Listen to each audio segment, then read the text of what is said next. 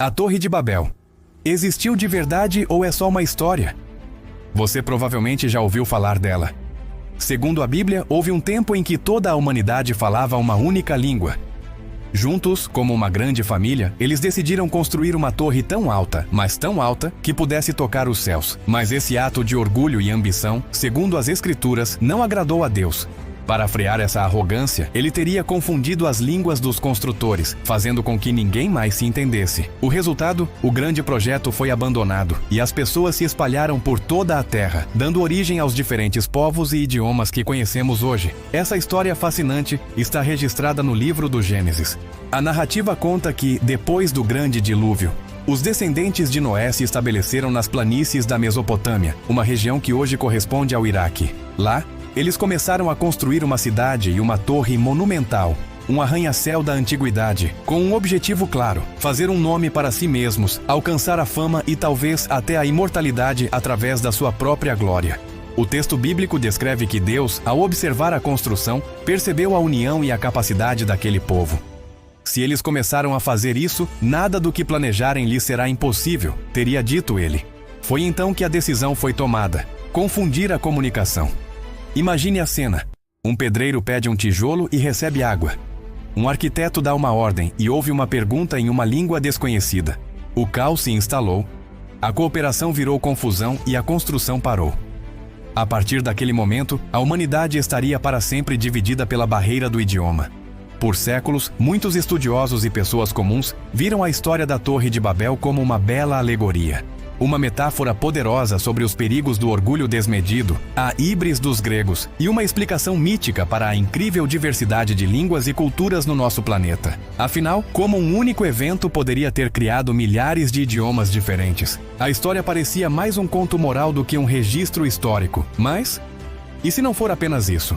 Acontece que a arqueologia, essa ciência fantástica que desenterra o passado, nos trouxe uma reviravolta surpreendente. Nas ruínas da antiga e lendária cidade da Babilônia, os arqueólogos encontraram vestígios de uma estrutura que se encaixa perfeitamente na descrição. E não era uma estrutura qualquer. Estamos falando do Etemenanque. O que era o Etemenanque? Era um zigurate, um tipo de templo em forma de pirâmide com degraus, gigantesco e imponente, dedicado a Marduk, o deus patrono da Babilônia. Seu nome em sumério significa literalmente a casa que é o alicerce do céu e da terra. Para os babilônios, aquela torre não era um ato de desafio aos deuses. Pelo contrário, era a conexão sagrada entre o mundo dos homens e o mundo divino, um portal entre o céu e a terra. As reconstruções baseadas nas fundações encontradas são de tirar o fôlego. O Etemenanque provavelmente tinha 7 andares e alcançava uma altura de cerca de 91 metros. Para colocar em perspectiva, isso é quase a altura de um prédio de 30 andares. Em um mundo de construções baixas de tijolos de barro, essa torre deve ter sido uma visão absolutamente espetacular, visível a quilômetros de distância no meio da planície mesopotâmica. Era sem dúvida uma das maiores e mais impressionantes estruturas do mundo antigo. Agora, vamos conectar os pontos. Séculos depois da construção do Etemenanque, o povo hebreu foi levado como cativo para a Babilônia. Eles viveram lá por décadas, cercados pela cultura, pela religião e, claro, pela arquitetura babilônica. Imagine o que eles sentiram ao ver aquela torre colossal, aquele monumento ao poder de um império e à adoração de um deus estrangeiro, Marduk. Para os hebreus, que adoravam um único Deus invisível, o Etemenanque pode ter se tornado o símbolo perfeito da arrogância e da idolatria humana. Aquela estrutura, que para os babilônios era um ponto de conexão com o divino, para os cativos hebreus representava a tentativa do homem de se igualar a Deus por suas próprias forças. E é muito provável que essa experiência, essa visão da Torre Real, tenha inspirado a história bíblica da Torre de Babel.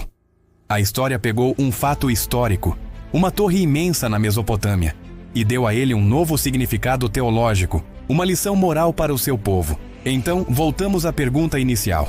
A Torre de Babel realmente existiu? A resposta é sim e não. Uma torre exatamente como descrita no Gênesis, cuja construção foi interrompida pela confusão instantânea das línguas, provavelmente pertence ao campo da fé e da mitologia. Mas uma torre real, física, colossal, que se erguia no coração da Mesopotâmia e que inspirou essa história. Essa torre existiu. Seu nome era Etemenanque. O que aconteceu com ela? A história é um pouco triste. O Etemenanque foi danificado e reconstruído várias vezes ao longo dos séculos. Mas quando Alexandre o Grande conquistou a Babilônia em 331 a.C., ele encontrou a torre em ruínas. Ele até planejou reconstruí-la em toda a sua glória, mas morreu antes que o projeto pudesse ser concluído. Com o tempo, seus tijolos foram saqueados pela população local para construir outras casas e estruturas, e a grande torre desapareceu lentamente na paisagem, retornando ao pó de onde veio. Hoje, tudo o que resta são suas fundações, uma marca no deserto iraquiano que ecoa uma história milenar. A história de uma torre que desafiou os céus. A história do Etemenanque, a torre que se tornou Babel. É um lembrete poderoso, gravado na pedra e na memória, de que talvez a maior queda da humanidade não tenha sido de uma torre, mas sim do orgulho que a construiu. Um colapso que, segundo a lenda, começou com um simples e audacioso desejo, o de tocar o céu. O que você acha? A Torre de Babel foi um evento real ou uma metáfora inspirada por uma maravilha antiga?